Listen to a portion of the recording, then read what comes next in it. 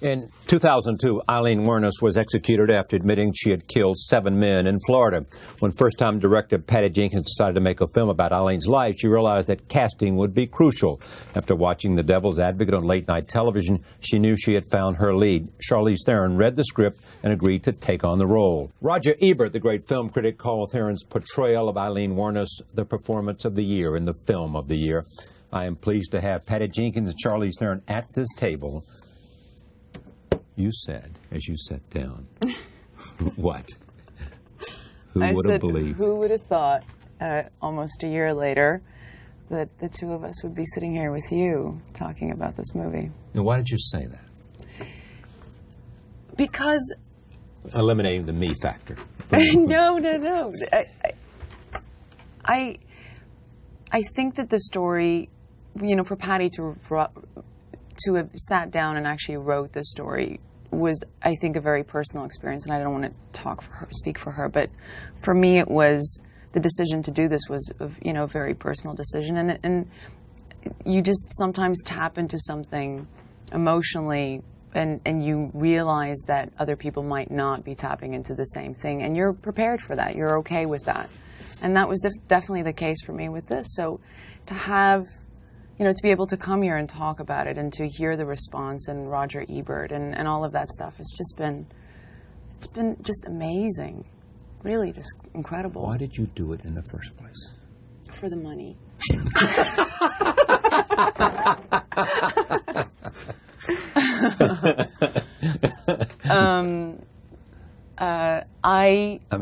You know what?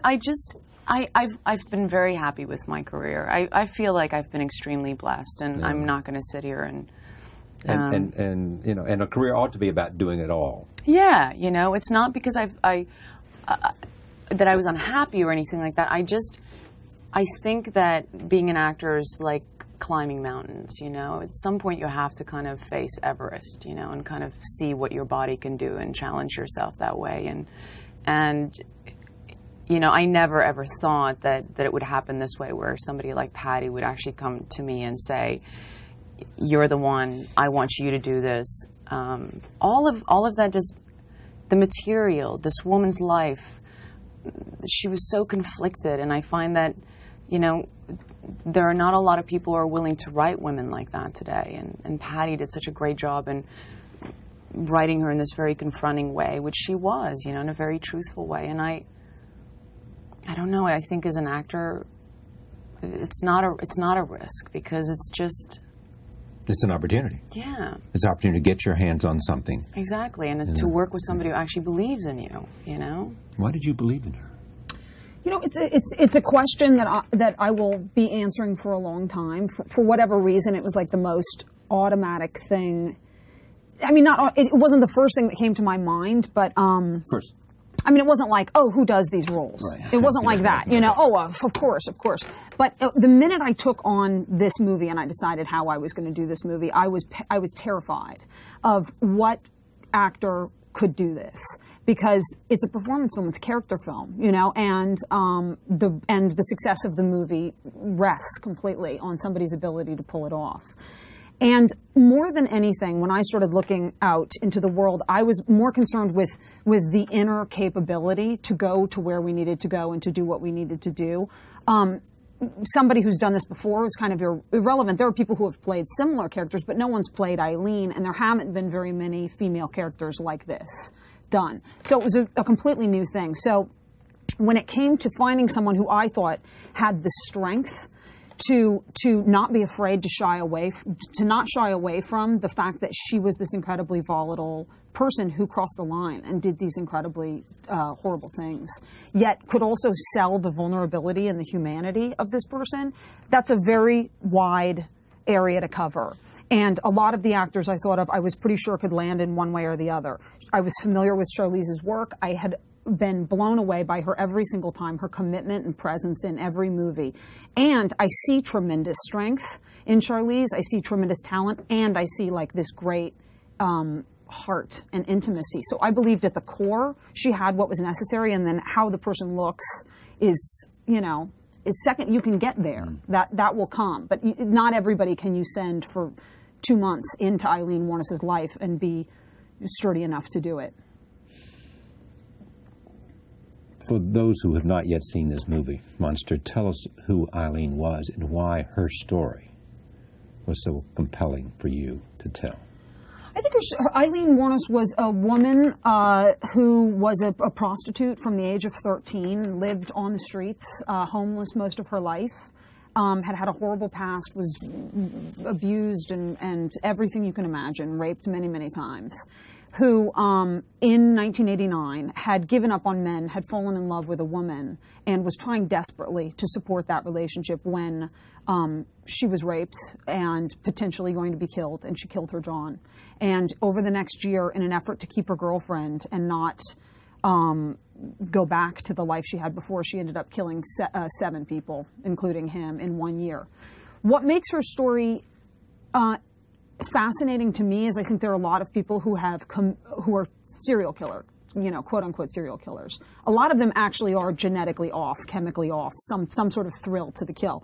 What was interesting about her is that there aren't a lot of opportunities in that genre to see a character arc of what was a normal, healthy human being get to a place like this. And her story was like a war story to me. It was much more like, you know, Full Metal Jacket. It's like sending a normal, healthy person into a series of circumstances and seeing where they end up. And it was just so rich with conflict to see her crying in the courtroom as her girlfriend testifies against her, and she's saying she did it for love, and she believes wholeheartedly that she was trying to do something good. I mean, it's just, just rich with so much emotion. How did you prepare for it? I did. Who did you get to know? I got to know everybody I could comfortably, and that I thought was relevant for, not comfortably, you know, but that I thought was relevant to this story. I didn't want to drag the victims' families into it. You know, I wasn't telling a story about them. I didn't want to drag people into it that it would be detrimental to them, you know. I got to know all of the people who she was friends with. I got to know Aileen to a certain extent. We were writing to each other, but we were in preparations to meet with each other when her execution was scheduled. And so that sort of blindsided us, and that kept that from happening. I got to know very well her best friend, Dawn Botkins, who's become a dear friend of ours and great supporter of the film. And then I got to know Aileen incredibly well through the letters the night before she was executed. She and Dawn had a conversation, and she decided to take a chance on our film and open up an archive of every letter she'd ever written over the 12 years she was on death row. And Charlize and I got to know her in a way I don't think we ever could have gotten to know her, sadly otherwise, by reading these thousands of letters. And what did you find? It's kind of like the movie, you know, and how Patty wrote that voiceover. You think you're going to find this big thing that's going to change everything for you, but then it's sometimes the thing that you least expect. It was the nuances. It was sitting in a house for 2 days on the floor, just covered from wall to wall with letters, and just hearing her voice. It was the small things. It was how she talked in this very detached fashion about these really traumatic things that had happened in her life that you can't even imagine. I mean, it just ripped your heart out. She talked about rape like she was ordering an ice cream cone. I mean, it was just the kind of thing that happened. Yeah. It was her life. It was her reality. Exactly. And the great thing that I think happened, and this is, you know, I'd never done this to this extent, this kind of research, and the thing that was incredible was that we did it together. There was never a day that I had to explain to Patty that, you know, I'm doing this because I had, you know.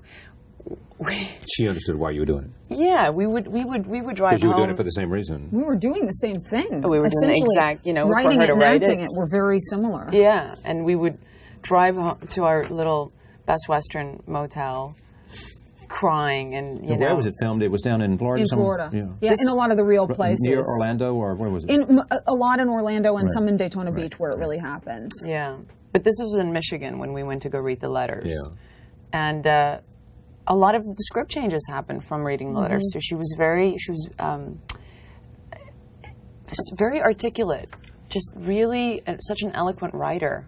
Great speller, just really smart, you know. You come away from this, you come away from this experience, not the making the movie, but meeting this woman? Understanding her? What else? Understanding was huge for me because I felt that was the most important thing that I had to get. And what did you understand about her? When you say somebody is a victim of circumstance, it's wide. You know, it could mean so many things. In her case, you think you know what it is until you really go and dive right into it, and then you start to realize that it's almost, Patty and I used to always say, you couldn't put it all into a movie because nobody would believe it. This woman's life was just, it's so hard to imagine. I think we all go through tragedies and we all have our, skeletons in our closets and we survive things. But what this woman survived was just unbelievable. So I left, I think to as much as I possibly could, trying to understand how she got to where she did in her life. How she got to murder. Yeah, how she crossed that line. And what was her humanity? What was her what? I was going to say humanity, but what was it? It seems to me it's a contradiction, but how someone had been so terribly shaped by circumstances. Mm-hmm. And on the other hand, there's this other side. And what is the other side? It is what? The other side is the love for this other woman? Yeah. Yes. And what does that say and show?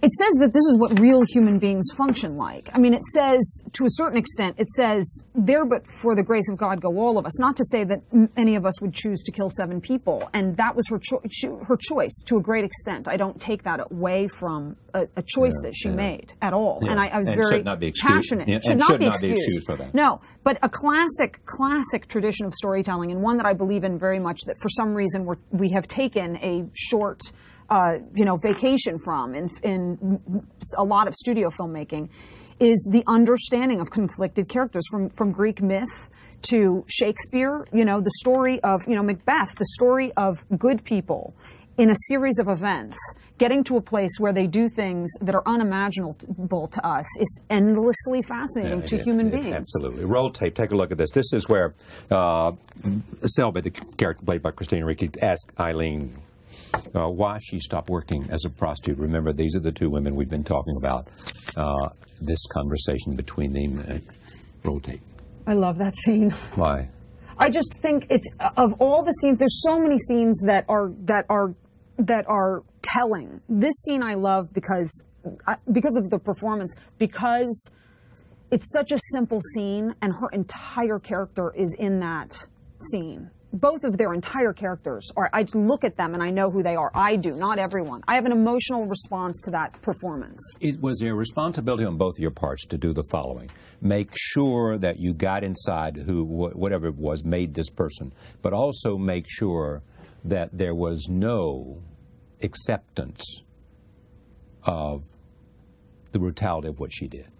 Oh, very much. And how do you do that so that you make sure that no one comes and says, yes, I'm sympathetic to all the terrible things happening to this woman, but I'm more sympathetic to her victims than I am to her experience. Yeah. You have to look at the facts, But I'm asking, how do you do it, and where is that in your own? I'd love to take credit for it, but I feel that the script that Patty wrote had all of that in that. It was in Eileen's, it was in her life. It was there. It existed. I didn't have to go and manipulate anything to make that happen. Just be true to the script, and you were there. That was our greatest. I mean, Patty and I constantly said whenever we started doubting anything, we just had to. And I went through that a lot. This woman's fazed by nothing. We just. No, I look like I'm fazed by nothing. Constantly. This woman's fazed by nothing. By nothing, absolutely nothing. And I'm tough. How do you compare this with every other movie experience you've had? I can't. I mean, would you seem so? I mean,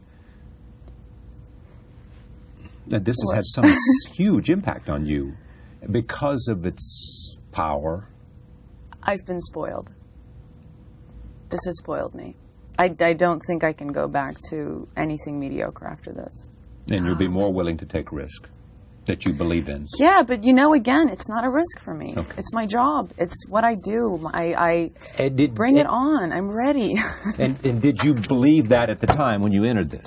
Bring it on, I'm ready. No matter what you might think. It took me some time to get there. Because she talked about courage and endurance and strength and I would what else? I'd be lying if I said it just happened. You got there. I had to, and I got there because of her. I love the script. Roll tape. This is where Aileen explains to Selby why she feels justified in committing the murder, a theme that we have been talking about. Here it is. Wow. Oh.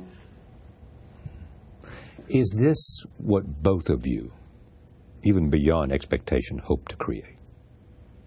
That's what makes it remarkable after this year. I really, truly believe that, and it was partly why I wanted to step on as a producer, and I wouldn't have done that. Make that point, because I hadn't brought that up, the fact that you stepped in with whatever the name of your two dogs were, production company. Two people belittling my production company. Producer, what is it? Your Charlie Rose show. What are the name of those two dogs? Denver and Delilah Films. Excuse me. Is the name of your two dogs, is it not? Yes. All right, yes. so go on. That's a production company that stepped in to take... Well, to co-produce it, but what I was going to say was that I really, truly felt that from the first time that I met Patty, that the two of us, for some reason, call it chemistry, call it two tough-ass chicks in a room, I don't know, call it whatever. I like the latter, actually. More fun. I felt that we were definitely on the same page. And we even made a deal. We made deals along those lines. We were like, here's what we're not doing, right? Here's what we are doing, right? Go. And nobody needs to know, right? Right. Yeah. I think it took quite some time for everybody else to kind of realize what we were doing. And I think in a way that was good. I think we needed to kind of do that, go on that journey, and everybody else who came on board as far as the but actors. How did that journey happen? Just because you're on the same page? Because... I think that we both were thrown in the deep end and were really willing to swim. And, you know, talking about it the way we're talking about it right now, I don't want people to think that it was just this kind of smooth sailing thing, you know, it was... You fought, you worked hard, you pushed and shoved and pushed back and... Yeah, and I was sometimes very conflicted myself, you know. Conflicted about what? About not knowing if what I was doing it. You know, was it or was right, was good, was, you know. Wait, the doing of it or the way you were doing it? Both. No, not doing the film. Yeah. That I never doubted. It was just, it was a challenge, you know. There were many days that I the plus side of it is that it's great because I think the process of being a creative person is that it never stops. Let me get to one last point here. Yeah. She was executed. You don't end there. No. Why not? Because it's not, in any person's life, you know, you have to choose a period of time, and I feel that that's the correct thing to do. People's stories lend themselves to, this story was about what happened, like my story was a love story. It was about her last chance at living, which culminated in this series of murders. And in what's relevant to this story, her story was over the day her girlfriend testified against her in court. Truly, to me too, she was a shell of a human being. She had lost her reason for living. Forever after, she was reliving the horror of this year and a half for the rest of her life, over and over again. There was not. That's a different movie, you know, like the documentary covers that area of time. Right. And that's also what the news covered mostly. I mean, that's what everybody knows. Yeah. There was a piece on 60 Minutes as well. Yeah, and that's the thing. Like, everybody sees that, and they just take that. But nobody goes, well, what led up to this? Monster is currently playing in New York, Los Angeles, and San Francisco opens wider Friday, January 9th. That's this week. Congratulations. Patty Jenkins. Charlize, great to see you. Thank you. The same here. Great to see you. Thank you. Thank you for having me. Thank you for joining us. See you next time.